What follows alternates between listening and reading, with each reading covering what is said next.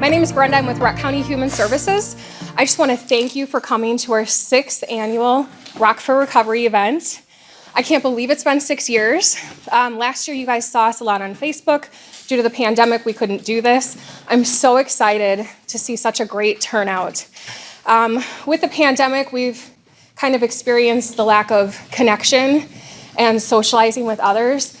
And specifically when someone's in recovery, trying to get that connection and create that community that they need for the support is so important.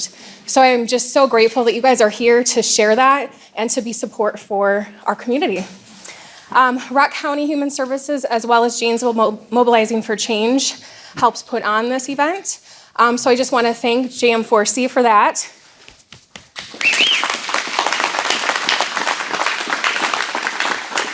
And I'm going to introduce Xandi from JM4C, and she's going to tell us about the speakers.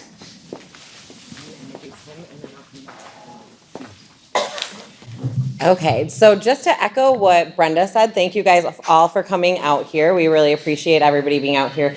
We think that this event makes a big impact on our community, so I look forward to the future years. First tonight, we have an old friend of mine from high school. His name is Micah Young, and he's going to talk about his recovery and his story. And he has been clean for 11 years.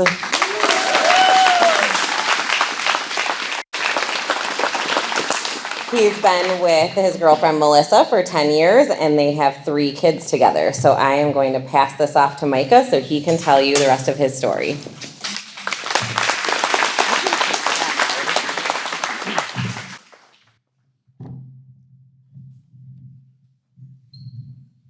Good evening, everybody.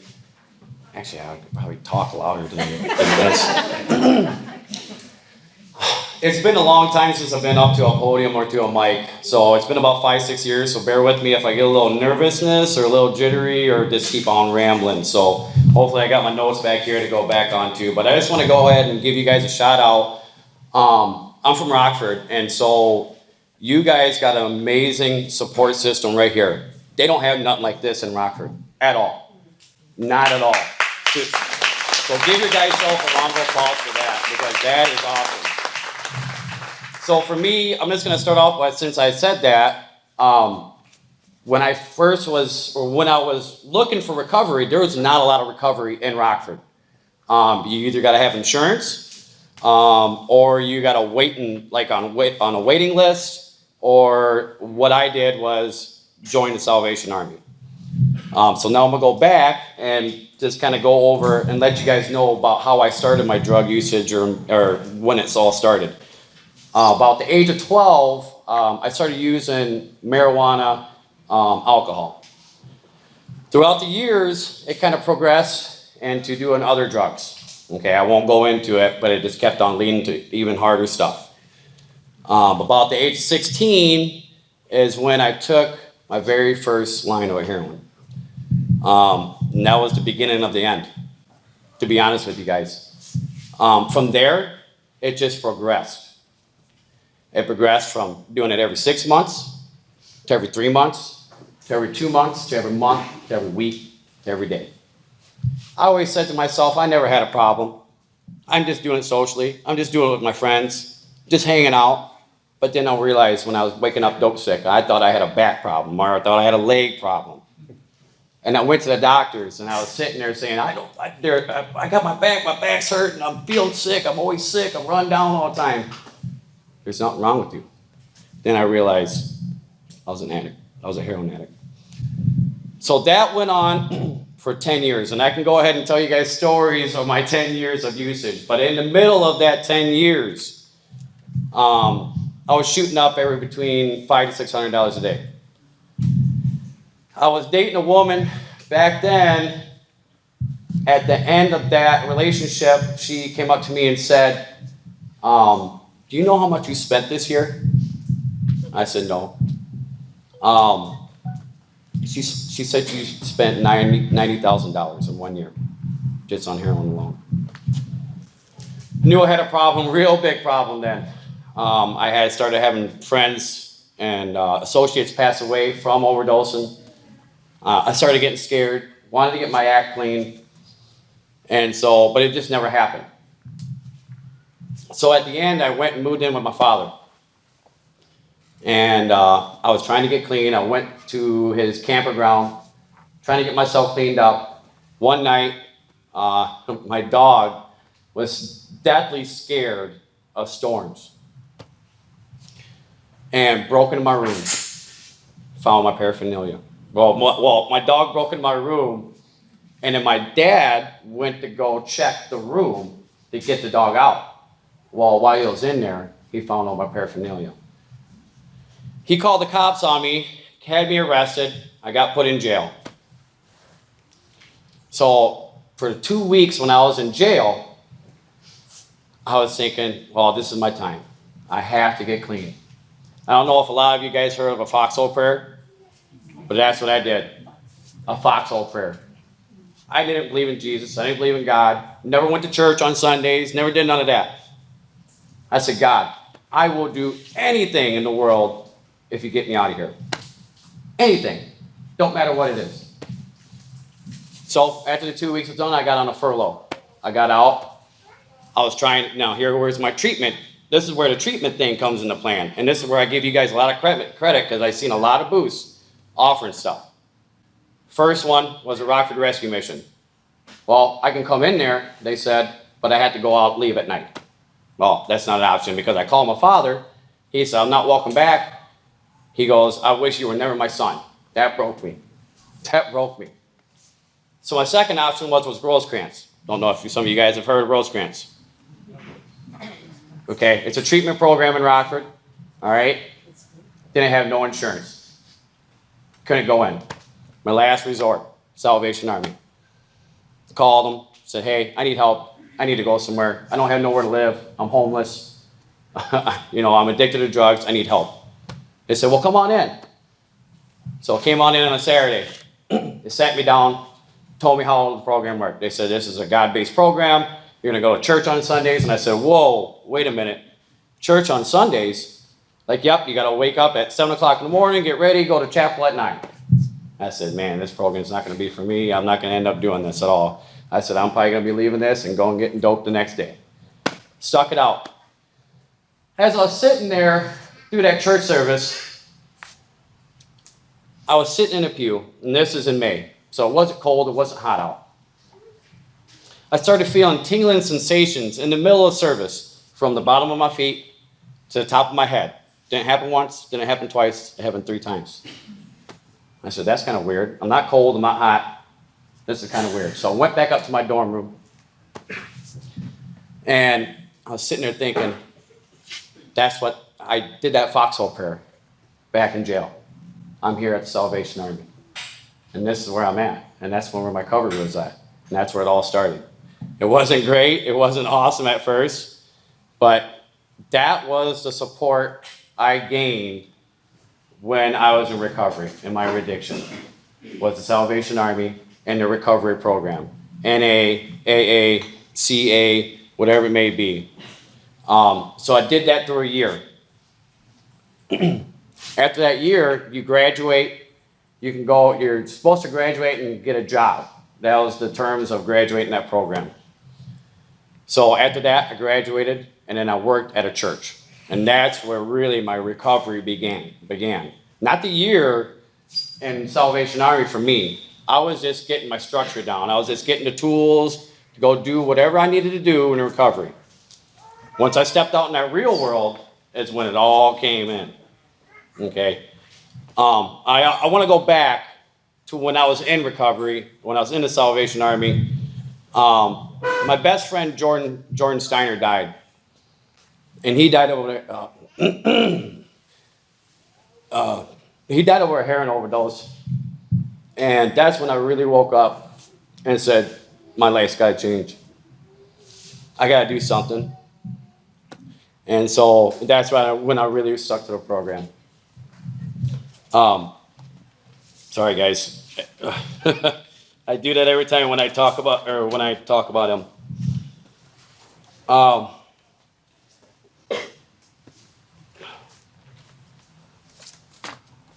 My biggest support once I got out of the Salvation Army was the church foundation, the family that I got from church, because I really didn't have a whole lot of family, friends when I got out of rehab, because they told me to get rid of toxic people, toxic things, anything associated with that. So I didn't really have anybody. So I had to look for something else. So I had my church. I had my mentor, the associate pastor of the church. And he guided me along, and then I was actually working at the church at that time. And then during that time, I built my relationships. I built the structure. I built the foundation of my recovery. There was a couple questions on here about how has COVID affected your recovery, if at all? Did you need to make any changes to adjust to COVID? I will say this, that when COVID hit, I did get in a funk. I'll let you guys know now, I'm a big advocate for spiritual and going to church. I'm not a church pusher, but my church shut down. I don't really go to meetings a whole lot because I got shunned away from AA because I said I was a heroin addict. And I said I'll never set foot back into a meeting again. But I was in a big funk when COVID was happening. My biggest thing was my family. I coached 6U baseball, T-ball, and stuck to scripture and prayer and let God do his will on me and throw out prayers every day. I think that's the biggest foundation for myself is that. So my advice to give to others in recovery, don't give up. Keep fighting. I know it's you're going to hear that over and over and over, but don't give up. I was in a rehab in Rockford, okay? I had drug dealers passing by the rehab every single day looking for me because I used to come there. I used to come to them and buy all the time, and they were looking for me. So don't give up the fight, even if there's other things around, okay? Get somebody that's strong and AA, NA, get a sponsee, find a mentor. You know what I mean? Sometimes even like with my family, there are some family members that are toxic and you have to back away from them. It's like, nope, I cannot. Friends, old friends, nope, cannot. My biggest thing is too, and I will say this, and I'm gonna keep going back to this. You guys have a strong structure here. As I see with all the booths that you guys had, that's the biggest thing. I am so very lucky to have a strong structure with the church when I got out of recovery. If I didn't, I would have been back using. I'd have been back in jail or ended up dead. I feel that's very big. I feel that the communities, cities, states, they don't have that. They don't have the structure to help out an addict. They don't understand. And I feel that this is the beginning. This is where it's at. Keep letting it grow. Keep advocating it because it's only going to get better. My advice to people that's early on recovery or for anybody that's family, don't give up on your loved ones. Don't give up. My father gave up on me, but he was giving me tough love. He gave me tough love and it helped out. Now we have the best relationship in the world. Best relationship in the world. But family members, it is very hard to understand. Don't enable them. Just be there for them. Love on them. Okay? Be supportive of them. They're going to fall. They're going to keep on falling. And sometimes you have to hit your rock bottom. I hit my rock bottom. Shoot, I was shooting up $500-600 a day. I got over 70 to 80 people that I know of. I can't even count no more of people that have died of overdosing. Just on overdosing. It's sad. So find a support group. Find someone that's strong-willed. Find your higher power. One day at a time. You hear that a lot too. One day at a time, right? It's only one day at a time. Sometimes it could be hour by hour. Sometimes it could be minute by minute. Sometimes it could be second by second. Keep up the good work, guys. Thank you so much for letting me talk. It's been a pleasure. Sorry for being nervous.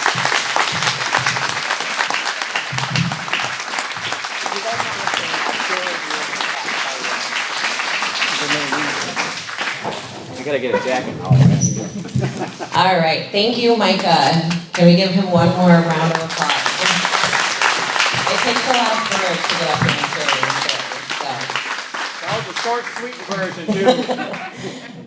Next, I would like to introduce Bill and Erin. They are going to talk to you Bill is going to talk about his recovery and where he has found his support systems. And Erin is going to talk to you a little bit about being somebody that is in a relationship, married to, and living with somebody in addiction and recovery. Okay, perfect. Bill has been clean for 2 years, 10 months, and 20 days.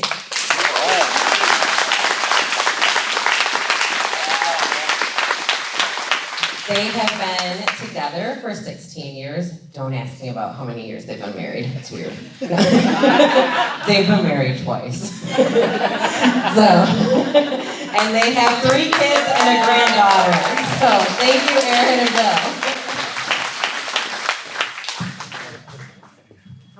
Bill. All right. Well, thank you, Xandi. So I'd like to start with, I was in active addiction for over 30 years. Where to begin? I was 13 years old when I first found the hard stuff. I was 7 when I was drinking. You know, my dad would send me for a beer. Like, hey, go get me a beer. I'd open it and like, better check to make sure it's cold. So, of course, you know, you gotta take that first hit. Yeah, the middle school I got on to hard drugs. I skipped right over the weed. I was lucky, I guess, right? High school was a blur. Prison, jails, institutions, all of it. Death. I've overdosed. That was in Cabrini Greens in Chicago when I was 16, so that was interesting. And fast forward a little bit. I met Erin in high school. She hated me because I was a drug dealer. I smelled like weed. You know, she hated me. I really didn't know what to think of her, really. You know, because I was too high. But yeah, we met again on MySpace of all things. You know. That tells you how long that was. Yeah. Yeah. Go figure. We went on our first date. It wasn't even technically a date, I don't think. It was at the Madison Zoo. She had a little son, TJ. Who's not so little anymore. Yeah, he's not so little anymore. And I had a daughter, Haley, and they were the same age. You know, we had a blast at the zoo. Then things went on from there. At that time, I just got out of prison, and I had 2 years sober when we met. Yes. But I wasn't in recovery. I was white knuckling it, thinking I beat it. You know, I'd gone to prison, been sober for 2 years in prison. Hey, I got this beat. I got this. I don't need meetings. I don't need 12 steps. I don't need any of that. We're helping her mom move. And there was a Bud Light in the fridge. I never really was much of a drinker after I found the hard stuff. But I had that Bud Light, and it was all over from there. Within a year, I was back using the hard stuff again. We had gotten married. We weren't even married yet when we started. You know, we got married, and I was using pretty much from then on. I hit it. I was in construction, so I worked mad hours. I owned my own business. That was the biggest thing for me. He was such a functioning addict that no one believed me when I would ask for help and was trying to get him help. You know, he had his own business. He worked full time. He coached every single, like, whatever it was. It was football, baseball, basketball, softball, and he literally was the most functioning addict you could ever know, in my opinion, because half the time I didn't even realize that he was in active use. But yeah, that was my biggest struggle initially, was trying to get help. Nobody believed me. Like, on the outside, he looked like he had it all together. Yeah. And it was not the case. So she tried for, 9 years to get me into treatment. I'd always come up with an excuse. I'd be like, I got too much work to do, get this big job, you know, I can't go. Next month. Next month. The next month would come, there'd be a bed open, and I would find another reason. Football, I can't, I'm coaching, you know, right? So then this became the shit show. you left me, what, 3.5, 4 years ago? Yes. I had to leave him in order to save myself and my children. I was actually very afraid I was afraid of him, which if anybody knows me, it takes a lot to intimidate me. And I was afraid of him. And I was afraid of losing my children because of his addiction or having my children be harmed because of the craziness of the addiction. And so we separated, and our separation was 2 years, I believe. Yeah. It was, our divorce was long and ugly and Drawn out and brutal. But our divorce was final, August 2018. I don't even know. And then I lost it. I lost all hope. I was homeless with a 16-year-old daughter. I was bouncing around wherever. And I got sick of life. I got sick of everything. I got sick of everybody in my house. I got sick of who I was. I was done. I had warrants. And the sheriffs were conveniently up the street trying to serve warrants for somebody else. And I'm like, you know what? I'm going to jail today. I'm done. I'm sick of all you people. I'm sick of my life. And I knew that I was never going to get sober going to treatment. I knew that wasn't good. I needed to be locked up. I needed to be away from society, away from everything. So I got there and I was facing a long time. Most of it was bail jumping, whatever. I did a lot of dumb stuff, but I started going to meetings. I went to 3 meetings a week. I went to 4 church services a week. Well, and that was part of it too. So literally every single time he would go to jail, whether I had a protective order in place or not, he would call me. I would always know, collect call from blah, blah, blah. Every single time. And the anxiety and the emotions, like even being separated and then divorced and having to deal with sharing a child with children, essentially, with someone who you never knew from day to day whether you were alive or dead, and then having to be. So for me, I was friends with a lot of the people that were are correctional officers, and so then I'd have to hear the stories of him coming in and all the stuff with that and the humiliation and all the crap that went with it, and it was awful. I mean, you and we definitely had a very, very, very estranged relationship by the time you went in the last time. We weren't speaking. Mm-mm.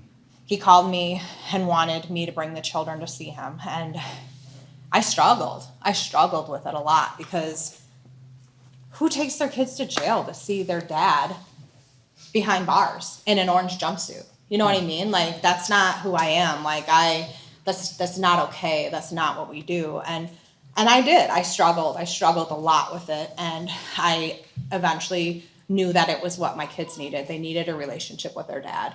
And, part of what we did, and it's so cheesy, but we wrote letters back and forth to each other every single day, sometimes multiple times a day. So we have stacks of letters that really should go into a book someday, because it's like an old-fashioned love affair. Like we got to know each other again, we fell in love again, and realized how much we needed each other and how important it was to be together. And watching you in recovery, even though you were still, in jail at that point, was huge. Yeah. I mean, it was like a totally different person. Yeah, the correctional officers would put guys in my cell that had the same drug of choice as me. I was a meth addict for 30 years. So they would throw all the newcomers into my block for me to try to get them sober. I'm like, dude, I'm struggling to get sober myself. What are you doing here?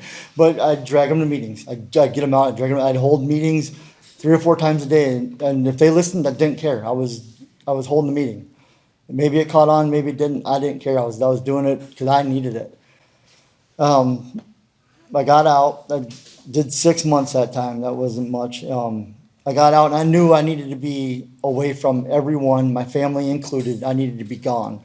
So I moved 2.5 hours away. I moved up here. Which was huge. Yeah. It was huge. Yeah. Because the last time we lived under the same roof, we were so toxic and it was so bad, and it was a massive gamble, trusting that you were going to stay sober, you were going to stay in recovery, you were going to be who you were. Like, it was a lot. And every single day it was like, I don't know if people go to meetings or that, but like the living amends, like every single, and still to this day, it's every single day how he lives his life is apologizing, is making up for all of the years of good times. Oh yeah, it was definitely interesting. When I moved up here, I had NA just for today. I had Big Book, and they got me a job at some cheese factory. I go there the very first day. They're talking about meth in the break room. And I didn't even have a cell phone. I didn't have a cell phone for my first year of recovery because I didn't want one. I get home from work. Well, she came and picked me up. And I'm like, because I didn't have a driver's license yet. I'm like, that's it. I'm not going back. They're talking about meth in the break room. I'm done. So I spent a couple days. We had a little Peace Park at a department we were living in. I'd go out there and I'd take my little NA book. I'd take my little books. I'd go out there, I'd sit and I'd read. I'd just meditate and pray for something. And then I found the job that I got now. And then I was going to meetings. I was hitting meetings religiously. I was going 3-4 meetings a week, sometimes 5. For a year and a half, I did that. And it just seemed like I was filling a seat. It didn't seem like enough. You know, meetings are great, but there's really no accountability at all at a meeting. And then I found ARM. That's where I got the accountability, the brotherhood that I so longed for, because I'm a baby of 10. So I'm used to having a lot of people around me all the time.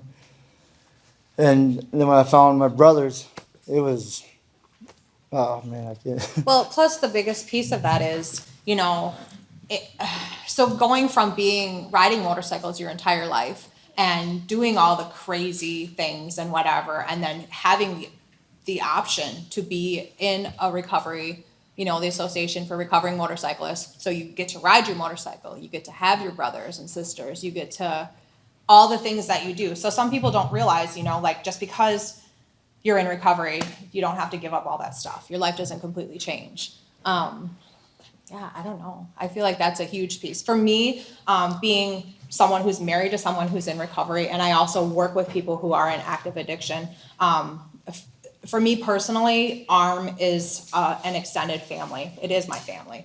I never have to worry that, I don't ever have to worry about anything. Like really, truly, we spend time together. We love on each other, you know, whatever. We get to, one of my brothers, he no longer lives here, but he's who brought me into ARM. He looks at me and says, "You ready for a life you never knew existed?" And I didn't know how to answer that. But I'm like, sure, yeah, hell yeah, I am. And then I met all the brothers in my chapter. We have 3 chapters in this area of the most amazing men you've ever met in your life.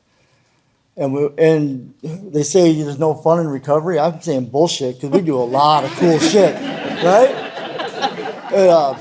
At our area family reunion picnic, we had 243 motorcycles, and every one of us was sober. That's amazing. It went on for almost 2 miles of bikes. It was very cool. I have goosebumps right now just even talking about it. It was a tear moment, you know. It was powerful. So yeah, we get to do a lot of cool stuff and around a lot of cool people. It's so big on, like, I told her I was never gonna put a patch on my back.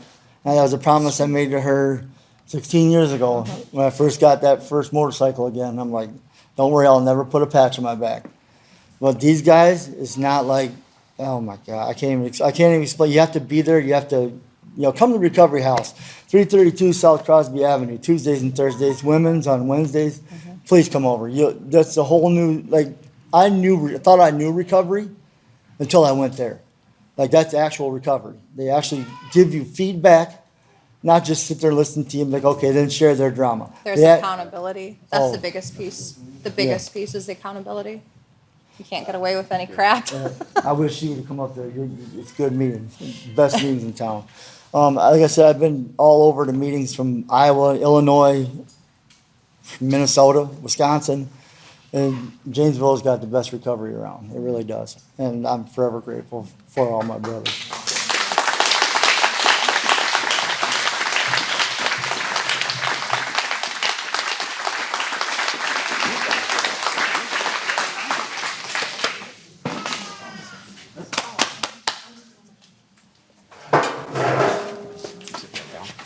I knew I should have written stuff down before I came up the first time. I just want to thank everyone from the booths. Micah had mentioned the booths multiple times.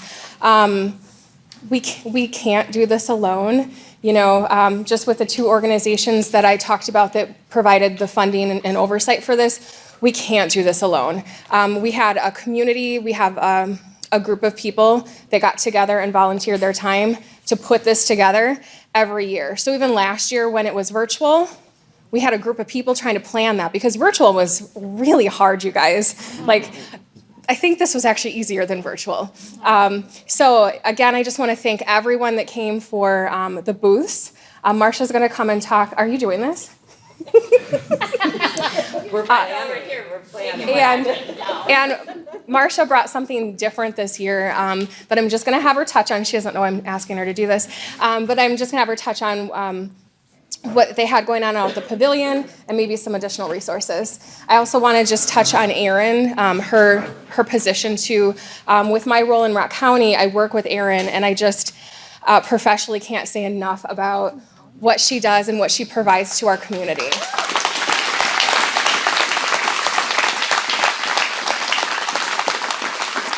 So with that, I will turn it over to Marcia. Hi everyone, I'm Marcia Galvin. I'm the Special Projects Supervisor for the Southwest Wisconsin Workforce Development Board. My programs specifically work with individuals who've been impacted by substance use and those who have experienced incarceration or are currently justice involved. This year, we added a second chance employment fair, which is what you guys saw out in the pavilion, for employers in our community who are willing to work with individuals who've been impacted by substance use or incarceration or things of that nature. So we hope to continue that in the future. The employers were very excited to be here tonight, and they are looking forward to future events in which they can attend like this. So just open this up again, sorry. But I would like to thank all of you and all the vendors for coming out tonight to honor those that we know and love who've been impacted by substance use, to raise awareness for the resources within the community that are available to them, and to celebrate recovery, because recovery is possible, right? And that's the biggest thing tonight.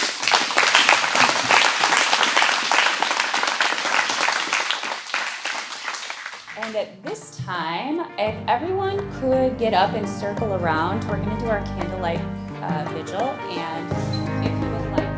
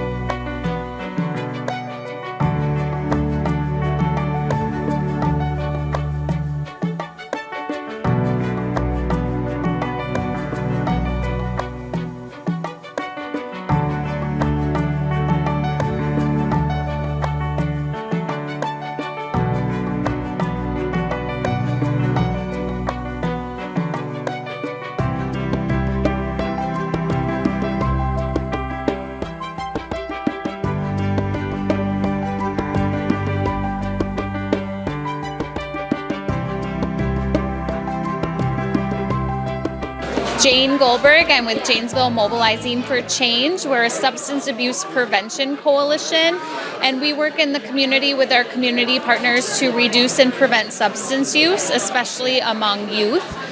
One of the reasons we are here this evening is we are part of the Rock County Substance Misuse Task Force Committee. So this is our 6th year at the Rock for Recovery event, and we are very happy to be here. If you're interested, we are always looking for new coalition members to join our group, so you can reach out to us at 608-741-2105 or visit us on our website at www.jm4c.org.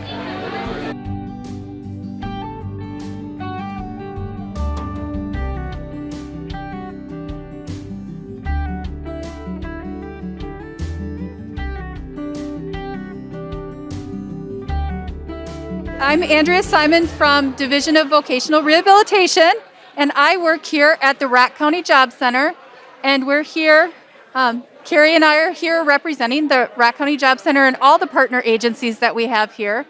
We have at least 9 agencies we're representing. We're all about employment and ways to find employment and different programs. We serve ages from 14 on up to, if you want to, in your 90s, if you're looking for work, we have a program for you. So I'll highlight a few of them because we have the FSET program, in here.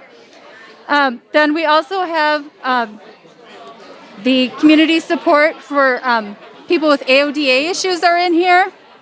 We have the Division of Voc Rehab that I work with for people with disabilities. Then I know Job Services in here somewhere. They work in the resource room and help everyone in general with the Wagner-Pizer to find jobs with that grant. And Carrie works with Job Corps, so you can see all of the information with the training programs that they offer. Then we have Dislocated Worker Program if you lose your job through a layoff, to please come in. We also have the youth and adult programming with that. And let's see, apprenticeship programs are in here. And we also have people come to register for unemployment that they work with the job service right in the front in the resource room. And we have a VETS program. And I'm missing about 7 other programs, I think, too. But that's just a general idea. If you're looking for a job, just come on down. We're now at 1717 Center Avenue. New location. Hi, I'm Officer Carrasco with the Janesville Police Department. This is one of our explorers, Nolan. So he's here to assist with this. Our drop program has transitioned from just going from having one drop officer to having a team. So it got incorporated into our critical intervention team. So now we have people here that are trained in that portion of it on all 3 shifts versus having all the responsibilities and pressure just being on one officer. So we still have everything in place that our drop program had with that one officer. So when somebody does have a traumatic incident, whether it's an overdose or a family member that's reaching out to us because they don't know what resources there are, we get them in touch with those officers who are the ones that connects them with all the other resources that are here. And we also explain to them that if they do have any open drug charges, following through with recovery and treatment, there could be some benefits of that as well. So that is kind of a synopsis of the DROP program. The name of it it's an acronym. It stands for Death, Recovery, or Prison. It's very blunt. We don't sugarcoat it because this topic is very serious to us as well. Hello there, my name's Jamie Schrandt. I'm an outreach representative from Rogers Behavioral Health. Rogers is a mental health and addiction treatment provider, and we offer services all throughout the state of Wisconsin. We provide inpatient unit care, residential care, and outpatient intensive group services. If anyone is interested in learning more, they can certainly visit our website at rogersbh.org. Hi, my name is Greg Shepard. I'm here with Compass Behavioral Health Clinic. We work with Rock Valley Community Programs as a whole. We have Project Treat here, Project Connect. Project Connect deals with the homeless in the Rock County situation. And then we have people with Project Treat also dealing with people getting out of the jail and prison system in the Rock County area. And then we also offer peer support specialists. You can contact us via our website or our phone number. Hi, I'm Erin Howell. I'm with Vivent Health out of the Beloit office. So I am a prevention specialist, and what I do is harm reduction. So we offer many different things. We do Narcan trainings. We offer Narcan for people as well. We do testing for HIV, hepatitis C, and syphilis. That's free of charge, confidential or anonymous. We also offer condoms and lubricant to folks. We do many other outreach services. We do syringe services as well. That's us. My name is Becky. I'm a longtime member of the 12-Step Al-Anon program. It's very personal to me. Years ago, I worked for a lady that was an alcoholic, and I didn't understand the disease for what it is called a disease. and I was told to go to my first meeting, and there was an open AA meeting, and there was about 80 people there, and there was a gentleman that said I had 20 years sobriety. I went to a work party, and I was drunk for 13. Well, it didn't even make sense for me. I couldn't even comprehend how that could be possible. But just listening and absorbing information, attending meetings, and then I was told about Al-Anon, realized my boyfriend at the time had a serious drinking problem. I didn't see it as a disease or recognize it as a disease at first, but it helped me understand and have compassion.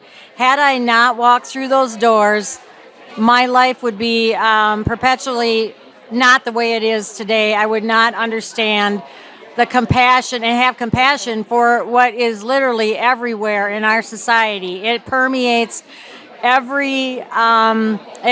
it's schools, government, jobs, the workforce. It doesn't matter if you have a lot of money, if you have the old stigma of somebody having a bottle of alcohol in a paper bag on the corner.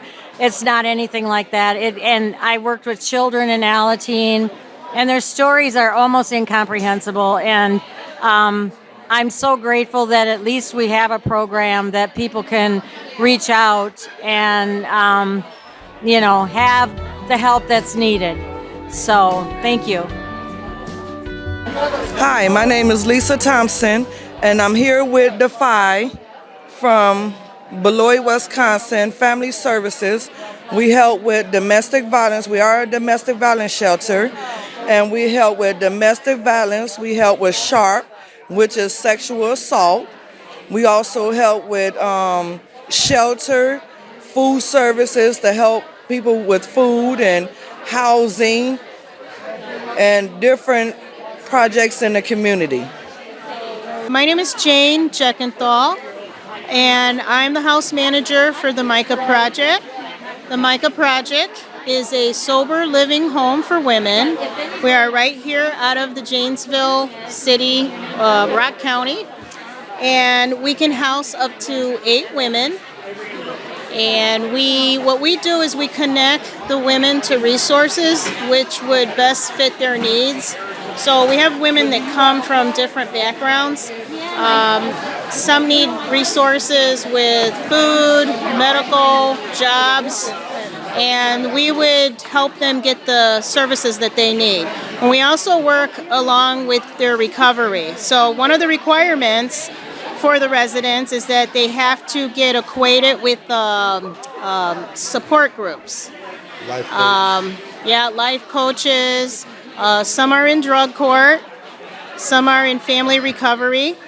So we have several resources that they're involved in. So we are connected with a lot of the employers, the agencies, temp services. So there are some that are looking for work right away.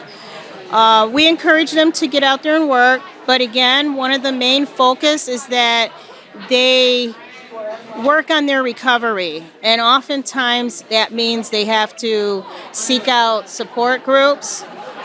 Some cannot work right away. Some it's all about recovering, whether it's seeing a therapist, whether it's going to support groups.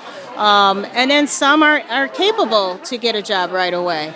So either way, we do work with them in getting the resources that they need. And there is no time limit on how long one can stay. It's based off of their recovery. So everybody's at different levels. We believe that family is important. We always look for that network of support. So if you have someone that maybe they have no family support, some families they're exhausted, they've exhausted all their resources, they will reach out to other people who are willing to work with them. But what we found a correlation, a more speedy recovery when someone has that family connection. If someone has mom involved, uncle involved, whomever it is, the fact that there's a family involved is a big plus. All right. Yes, anyone would like to join this awesome program, you definitely have a phenomenon woman. Jane is the house manager there. She also wears many hats pertaining to the house and the Micah Project. So Jane is very, very good with dealing with women, with mentoring, and connecting them with the resources around Rock County area. So if you want to change and go in a new direction, give Micah Project a chance. Right. And the number to reach us at the Micah Project is 608-208-2585. Thank you. My name is Brenda Random, and I'm the Outreach and Development Manager at the Gifts Men's Shelter in Janesville. Currently, we are doing very well with the circumstances that are happening in the community. We do have openings right now for guests, and our thrift store is always looking for volunteers. We do also need volunteers at the shelter, so if you're interested, just click on that volunteer application on our website. I guess for those of you that don't know, GIFT started back in 2007, and we are run primarily on volunteers and churches, so we need all the help we can get. Thank you.